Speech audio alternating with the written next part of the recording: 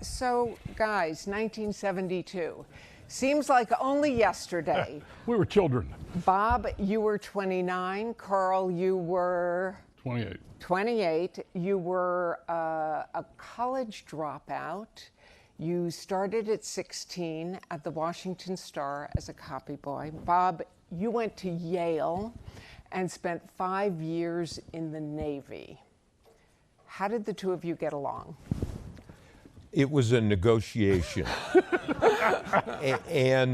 it was an easy negotiation. And because Carl had 12 years on me in journalism, to be frank, and taught me a great deal. At the Post at that time, Carl was an outsider, a renegade, somebody who thought in his own private way, and I was able to learn that. And the first lesson was you can't go to the White House or the Nixon re-election committee to find out what's going on. You've got to go knock on doors at night. Did he teach you anything? We taught each other constantly, as a matter of fact. We learned from each other the things that you would expect me to do being a renegade. He would end up one day being a renegade, and I would be the straight-laced one. It was a really complementary relationship throughout. Remains that way today, really. We talk a couple times a week. We're close. We look at journalism. We look at the world. And that same dynamic exists today, where we switch roles and we really listen to each other. Before we talk about Donald Trump, now your reporting is legend, but what was it like reporting Watergate in real time? Did you think it would end with Nixon's resignation?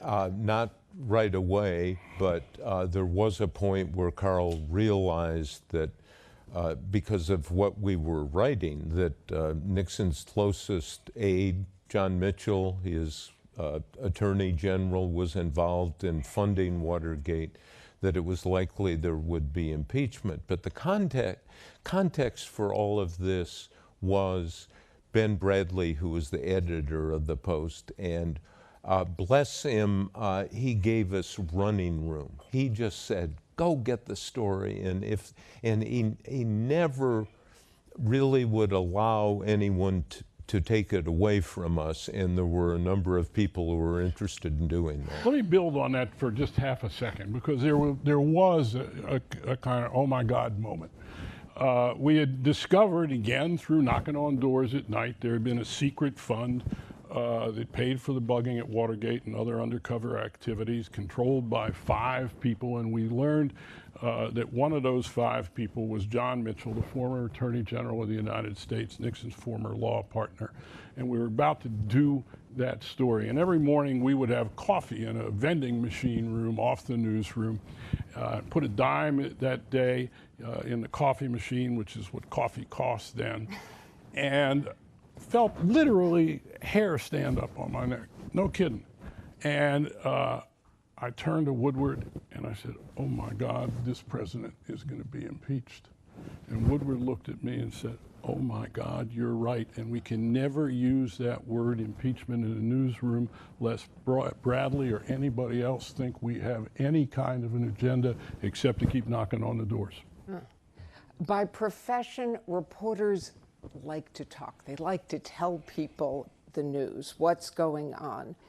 Was it hard to keep the secret of Deep Throat, Bob, for all of those years? Well, as one of the great Russian novelists said, if 3 people have a secret, it will only stay a secret if 2 of them are dead.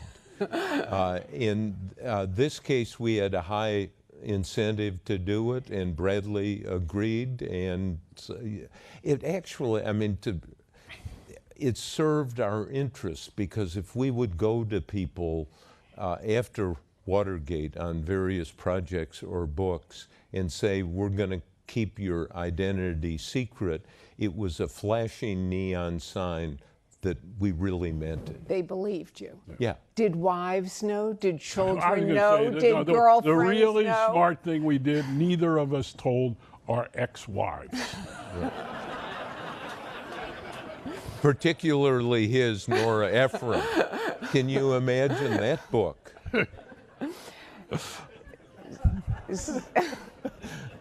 I'm not going to touch that. Someone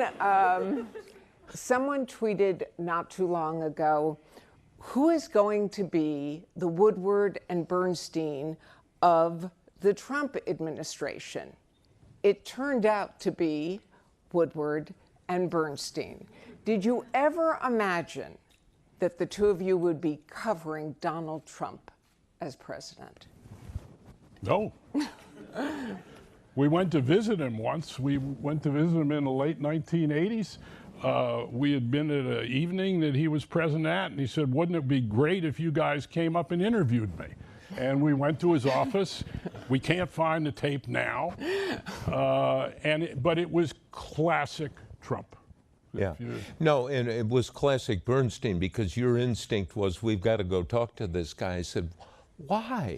I mean, what do you, and you said, well, he'd written The Art of the Deal, and he was in Technicolor at the time. And it's the only file you've ever lost in your whole life. Yeah, that's right. I want to talk to each of you about some of the reporting you've done separately. Carl, you have been very blunt and very outspoken on CNN. And a big concern of yours is a word that reporters don't like to use, lie.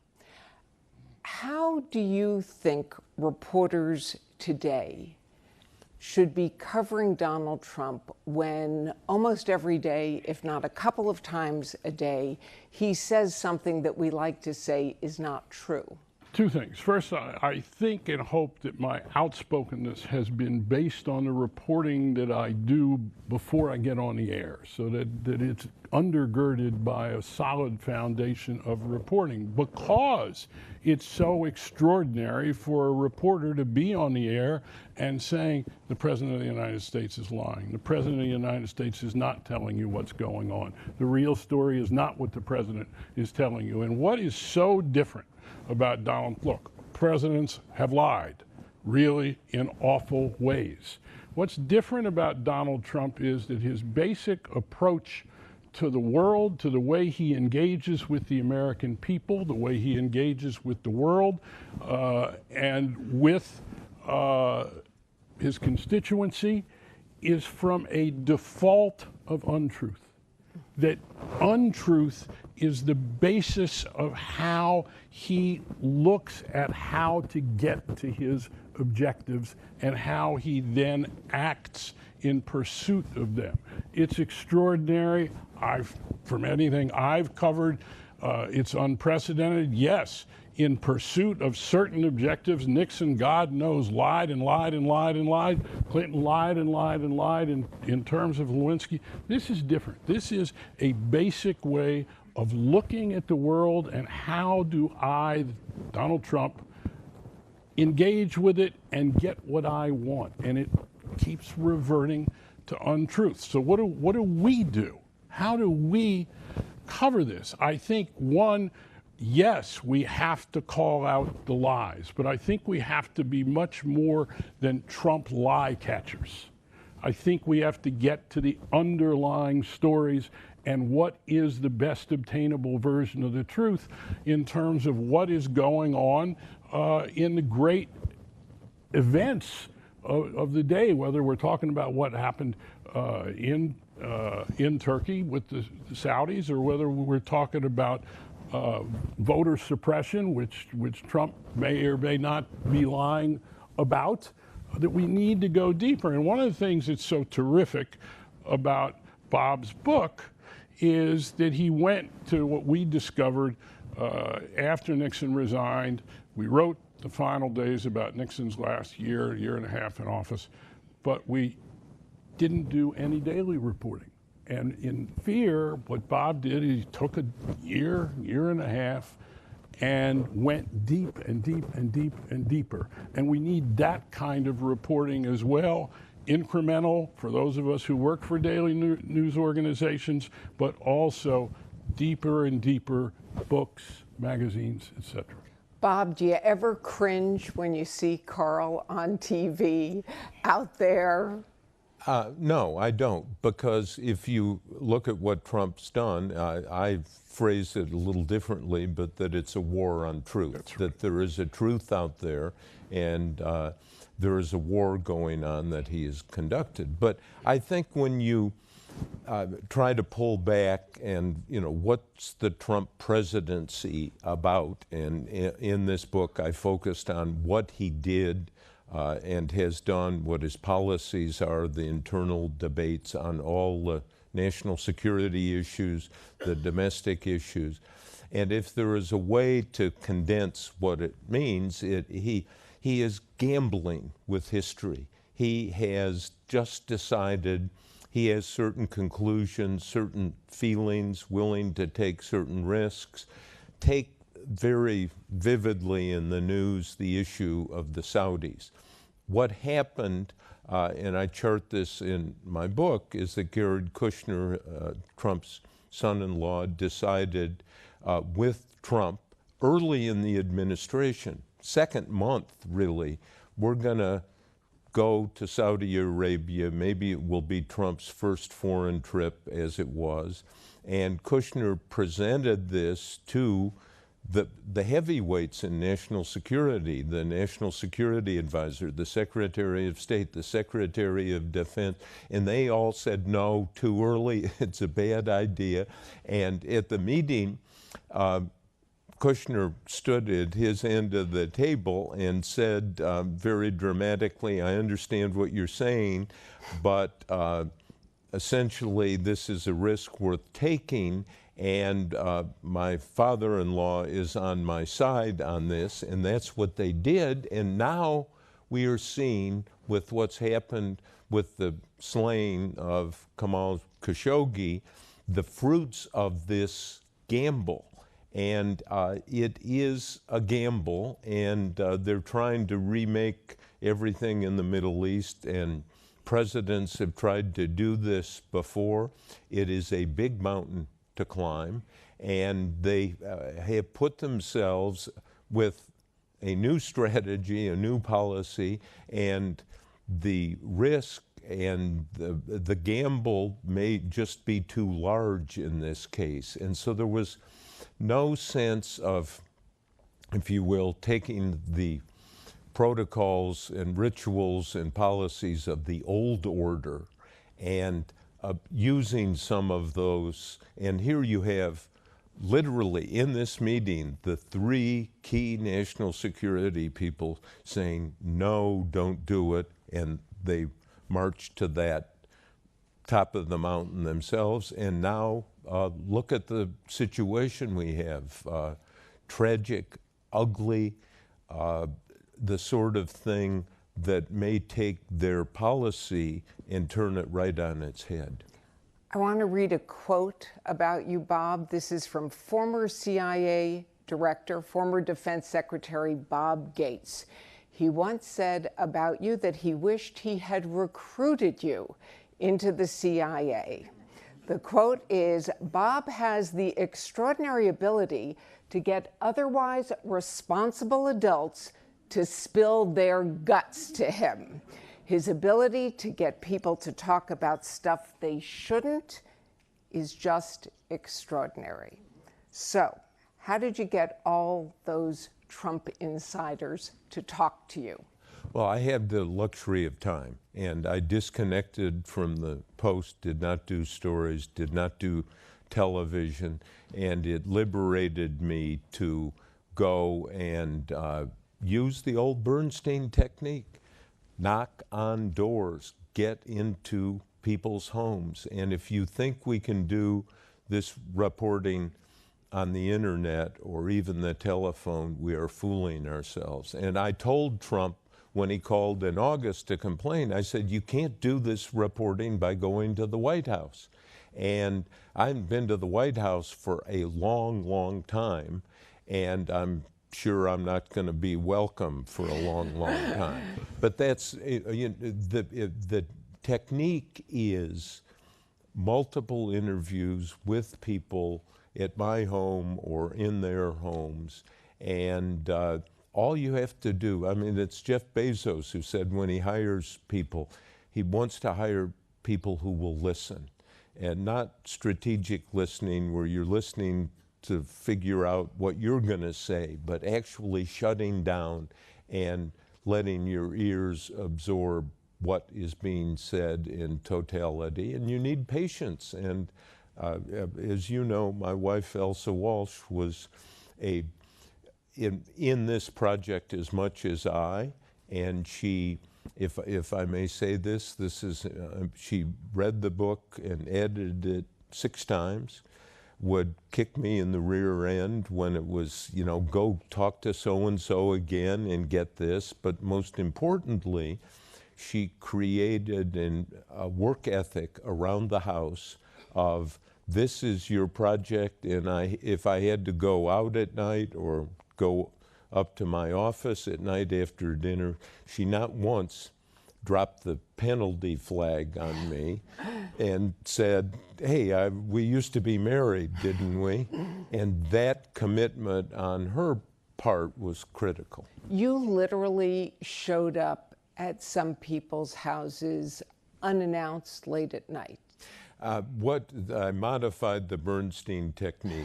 I would call ahead and say, I'm coming, and they'd often would say, how do you know where I live? And that obviously is not hard. Just to remind everyone, here are a few headlines from your reporting. Chief of Staff John Kelly called the president erratic and unhinged. The Secretary of Defense, Mattis, said the president had, quote, the understanding of a 5th or 6th grader.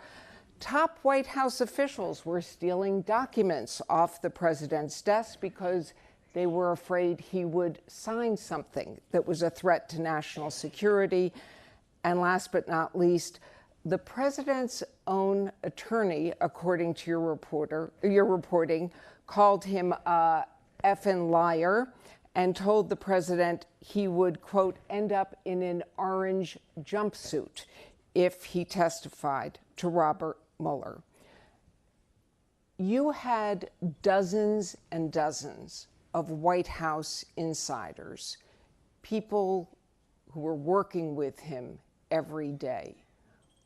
Why do you think they talked to you? Because of the alarm and the distrust that I found, and I think Carl has found this in his reporting, the closer somebody is to Trump, the more concerned they are about what he will do. And he impulse buys. He takes, oh yeah, let's do this, or I had this old idea. And you know, I am somewhat sympathetic to the idea of a disruptor coming in and saying, let's do things a new way. But you cannot throw out the old way. And this is what alarms his national security people, his economics people. He's got some ideas, like on tariffs. He's gambling with China in a way. That whole policy is something, if you had 100 economists here, you might find one who would agree that tariffs actually are a good idea. They are a terrible idea. They hurt American consumers, but he's fixed on these ideas. But let's take those snippets that you've read, and what do they mean? That those closest and dealing most intimately with the President of the United States believe that the President is a danger to the national security of the United States. That is the big story. That's the meaning. And that's part of the reporting that we need to be doing and following up on. How does this manifest itself? That's part of why, along with the lying, this all fits together into one story with many strands, and it all goes back as well as to who is Donald Trump. Carl, you had been reporting on Donald Trump, but when you picked up the book, when you read Fear and you saw all of the details from the Bernstein method, what did you think? I thought just what I said. When you get the details, you get the big picture. And that's what's so important, because the granularity of it is what enables us to get past the line, past the fact that he calls it fake news. You can't get past what's in that book, just as you can't get past an awful lot of what we are reporting, what the New York Times is reporting, what the Washington Post is reporting. You can't get past it by just saying fake news. You can get past it in the sense that, yes, Trump may be winning the war on truth. We don't know that But yet. see, isn't that, I think that's exactly right. He may be winning it. And if you look at it, to Carl and myself, we've discussed this a little bit, it's a version of the Nixon strategy, make the conduct of the press the issue, and turn it on its head and say it's fake news, the press is the enemy of the people, this is the big issue of the day, not the conduct of the president. And let's be frank about it, Trump has been ingenious in deploying this. And how do we in the media deal with it?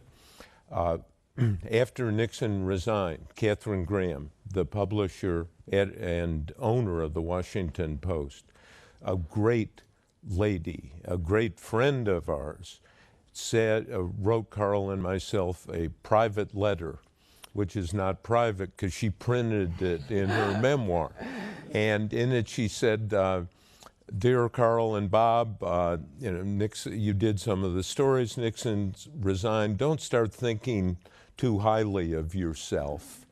And then she said, let me give you some advice. And she said, beware the demon pomposity. And what she meant is, don't go, just kind of do the job, stay out of the limelight. In those days, in 72, 73, Bradley would not let us go on television.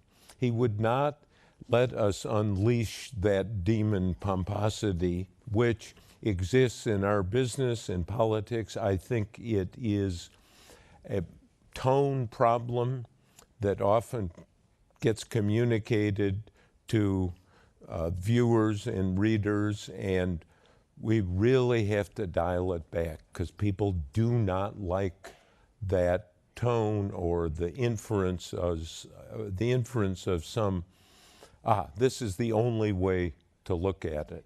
Do you think Trump is winning with the fake news? Certainly, first of all, it's not just Trump. I think you have to put Trump in the context of our era, Trump in the context of social media, Trump in the context of which institutional decline in terms of being highly regarded. So there's a whole aura in the larger culture of untruth, and that people are very accustomed to being skeptical. And I think that what Trump has accomplished is, look, we've had demagogues in our past. We had Joe McCarthy, but Joe McCarthy was not the president of the United States. And we see the demagogic technique. Here we have a president of the United States who, in the same week that the Turks are telling us what seems to have happened to a reporter via the Saudis, he is in Montana, the president of the United States, praising a congressional candidate, member of Congress, for body slamming a reporter, and again going on about the enemy of the people, a phrase that has horrible, tyrannical history. So yes, we are in a place where he has moved the conduct of the press to be an issue in a way that has never had such resonance in the culture before, and it is carrying what he is doing. Again, I go back to what I said when we started here. His way of engaging with the world. Most presidents engage eventually through historical truth, through accepted fact, through a body of knowledge that is agreed upon by both parties to at least represent a bottom well, line that can be. Yeah. Like Nixon. Well, no, Nixon was a criminal president, yes. absolutely. But I think the issue is also, are we taking Trump's bait at times? At times. By engaging in this and not just sticking to, this is what we found out, these are the facts. I mean, I find myself being aggressively nonpartisan in all of this. This is not a partisan analysis. This is a reporting analysis, and I think in the end that there are lots of Republicans, call them Reagan Republicans, who look at what Trump is doing.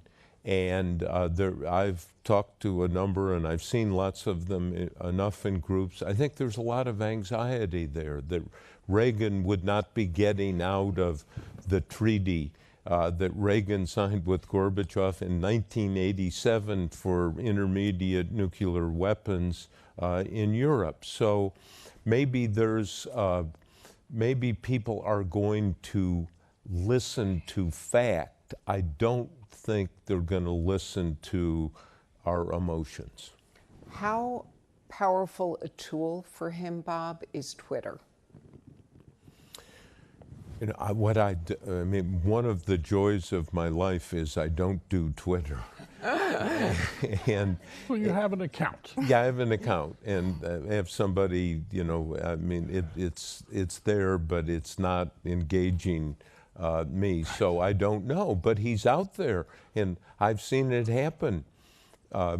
You people every day, it looks like X will be the issue, and then he'll tweet, and everyone goes to responding to him or reporting on him, as you have to, and that's why I think digging into his decisions and policies, and he really is gambling across the board. My question is this, though. Your advice to young reporters: keep your head down, keep doing your work, go out there, talk to people. Is that powerful enough with his branding and with his Twitter feed? It's the rules of engagement are the rules of engagement. We have to do our reporting. That's the basis of what we do, is the reporting. And the more that our reporting organizations dedicate ourselves to doing the kind of basic and in-depth, nose forward, ass, reporting. And that was a Bradley phrase. Right. What do? Nose down, ass up, moving slowly forward. But that also means, though, that when the story ends up being, as it does in Bob's book, as it does in trying to make sense of the lying as the basic means of engaging the world, and the President of the United States, in the judgment of those closest to him, many of those closest to him being a danger to the national security of the United States, we have to keep reporting on those aspects and pointing out the lies. We can't abandon that aspect, but we must do it in concert with the deeper reporting. I give the example of voter suppression.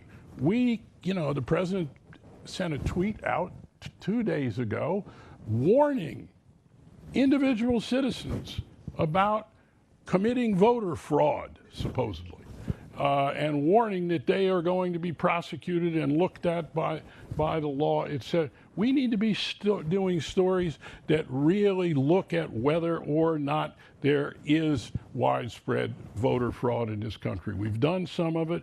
One of the things Trump does is he moves on to the next thing so fast that we can't keep up with it. But we still need to be doing that basic aspect of the reporting. Bob did it in his book. We also have an awful lot of reporters in the news organizations we work with. 30 seconds, 2 final questions quickly. With all of your reporting, which was devastating in fear, Bob, and which you've reported on, Carl, do you think Donald Trump is fit to be president? Bob? It really is out of my lane. Let people judge that. And just from doing this so many times, Carl taught me, always beware of the true believers on both sides. And I think that's true, and there have been enough occasions where I've thought something was one way and it turned out to be the other way. Stick to the reporting. Carl. You've raised the right question about fitness, because it's what we should be reporting on. And if you go back, you look at what some of us were reporting here on CNN a year and a half ago, it was that members of Congress of the president's own party were saying privately, many of them, they did not believe he was fit to be president. That's what we need to be doing. We ought to be, in fact, going to every member of Congress, perhaps, knocking on their doors, perhaps, at night, and seeing what they say privately about whether or not they believe he is fit, particularly Republicans, to be President of the United States, rather than impose our judgment on the question. But it's a story, and we should be pursuing that story. We will note that neither of them answered my last question. Thank you both so much for being here.